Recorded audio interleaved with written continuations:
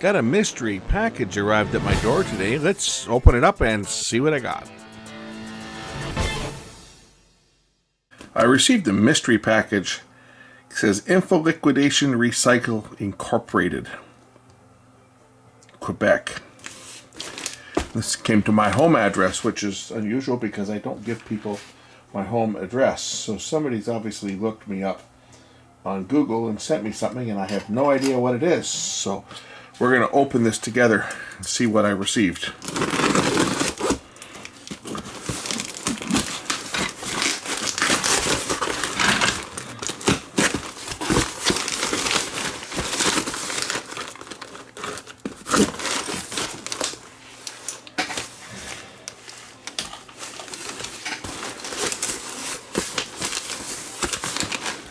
What's in the box?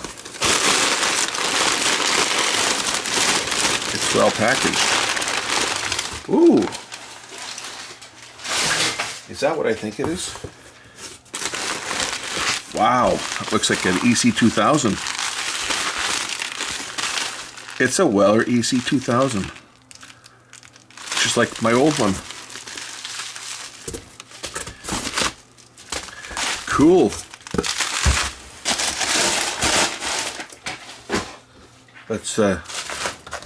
Let's check this out. It's all wrapped up. As you can see, it's wrapped up very well. Let's see what else is in the box. Like we see a soldering tip there. I haven't seen one of these in many years. You know, whether someone sent one out for recycling and it was saved from the recycler, I have no idea. I'll have to look up and see who sent me this.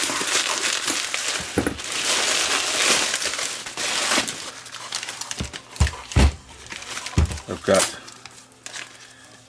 ETC, 2 ETC tips. Cool, and I've got some from my old one still kicking around somewhere, I think. What's in here? This should be the handle.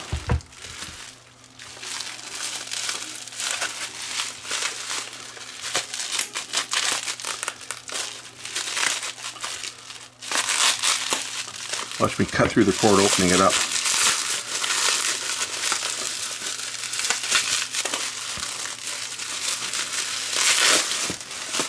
Ooh, there it is. There it is. And what is this? This should be the spring that goes on top.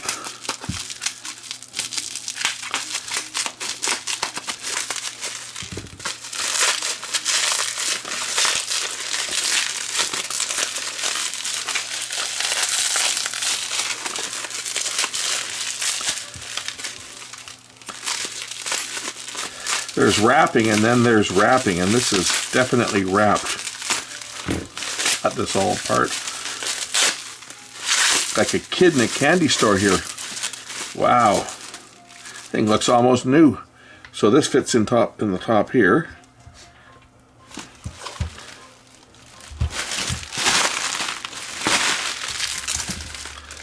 Guess where this is going? This is going on my bench. This is going to be my new soldering station. My new old soldering station.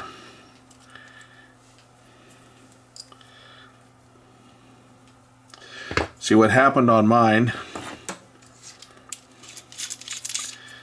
is it has this little, this is the thermocouple that measures the tip temperature. The element is on the outside here, and it measures the actual tip temperature. And mine, the thermocouple failed years and years ago, and I tried to get a replacement, and I was told it was not available.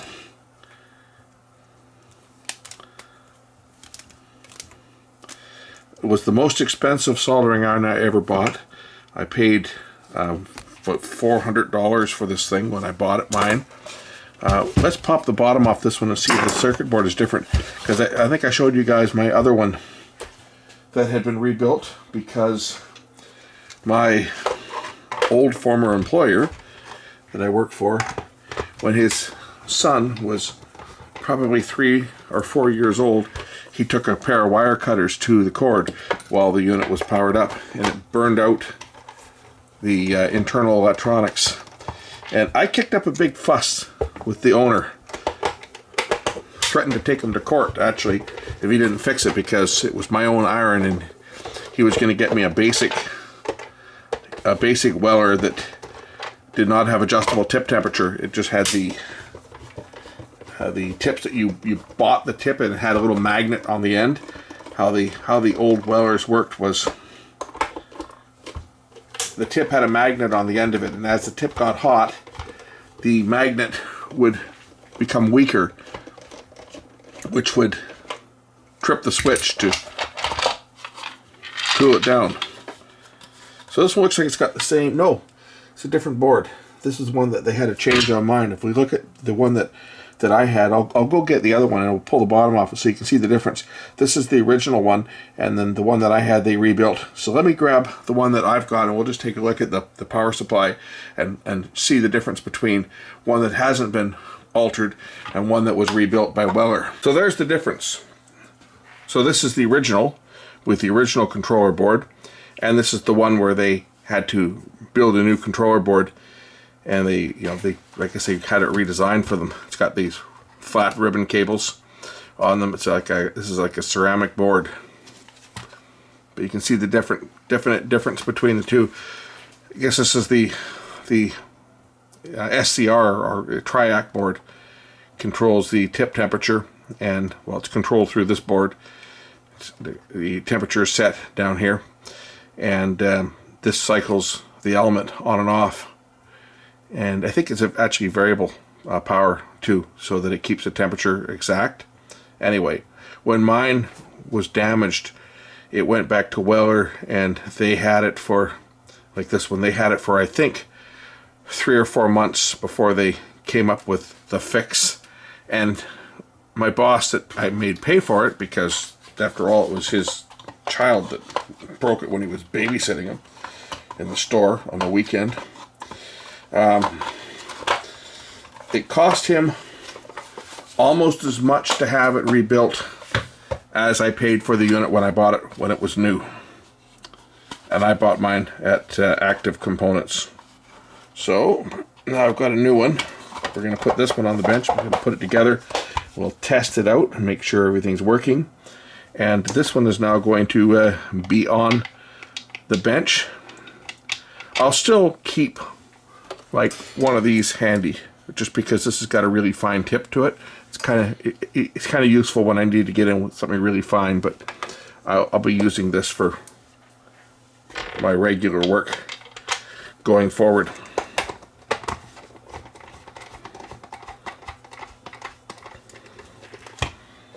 So let me get it put back together, and then we'll give it its initial test run. They've even got an ETS tip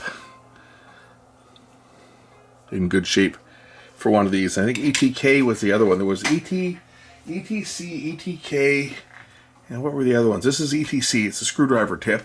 This is ETS. ETK was a fine tip. It was ETA was the normal tip. Screwdriver tip was ETC. ETK, I remember using that. This is ETS. Anyway, let's see that this works. We'll set the temperature to 700 degrees, which is normally what I use. And oh, it might help if I plug the iron in. They tend to work better if you plug the iron in. Okay, now it'll read the tip temperature.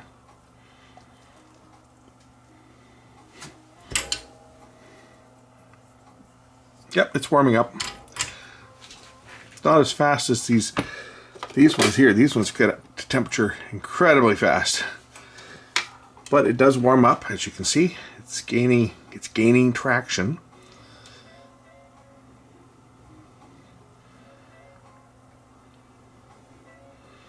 I'll do a shootout. We'll test it compare it to this one that I've been using for years. This Zaction, is that what they're called? Zaction. That's how they pronounce it. It's kind of like a Hacko clone. Thing with this one is that these tips here are never really tight. Like even when you screw it all the way down, the tips themselves are always a little bit loose on this one. But this one's been a good iron over the years. I've had to fix the wires here. It breaks quite often. I've fixed it like 3 times. Anyway, as you can see, this thing finally got up to temperature. It just took forever to get there. But once they're at their temperature, they hold their temperature really well. This is quite a large tip. I'll probably not be using this size of tip just because it is so big. I tend to like to solder with a little tip that's a little bit more of a point, so I'll probably find myself using this one. But anyway, there it is, EC2000. This looks to be in really good shape. I really appreciate whoever sent this to me. I'll have to look them up and see. I'm sure I got an email somewhere from someone that mentioned it. Anyway, thanks a million for sending me this wonderful iron. It will be really appreciated. So the first soldering iron I ever bought when I entered the business. Actually, I bought it before. Was I in the business? I think I was. It was right after I left Sony. I had one of these when I worked for Sony, and when I started at the independent service station, he had the regular weller, the one that you change the tip. I forget the model of that one, but the one that you change the tip for the tip temperature, you would either get a 6 or a 7 or an 800 degree, and you could hear the switch click, click, click. It was a magnetic switch to maintain the tip temperature. And he had one of those in the shop, but we were having to share it. So, because he only had one. So I figured, I'm going to buy myself one. And the shop wouldn't buy me any tools. Like, we had to share the scope and share everything else. So I wanted my own stuff. I already had a scope, so I brought my own scope up. That was a Watsu 40 meg scope. And I wanted a soldering iron, so I went out and bought my own. And I paid over $400 for this. I bought it down at Active Components. I think I bought it in Edmonton, actually. So it was, I'm pretty sure I bought it in Edmonton when I went there, because they had no tax. And I remember going to Active Components and saw it there. And even though I'd been working in the shop for a couple of years, we were sharing an iron. So we were passing the iron back and forth. We were all, like, there was 3 of us working in this shop, and we just had one great big workbench. And, you know, there was the owner's scope, which we weren't allowed to touch. And we had this weller iron. There might have been 2 of them. Anyway, they were always on the other bench, and we were having to share it. There was 3 of us in the shop at the time, and we were sharing 2 soldering irons. And I had another one, an Ungar. I've still got it. It was my own. But it was, and I should show that one off sometime too. It's an old iron. I've still got it, and I had that for years. Anyway, first one I bought myself was one of these. Oh, I was wondering why it's not sitting at 700. It didn't have it set quite for 700. There we go. Anyway, really appreciate getting this new one. It'll be a welcome addition to my bench, and I will be using this in future videos for sure.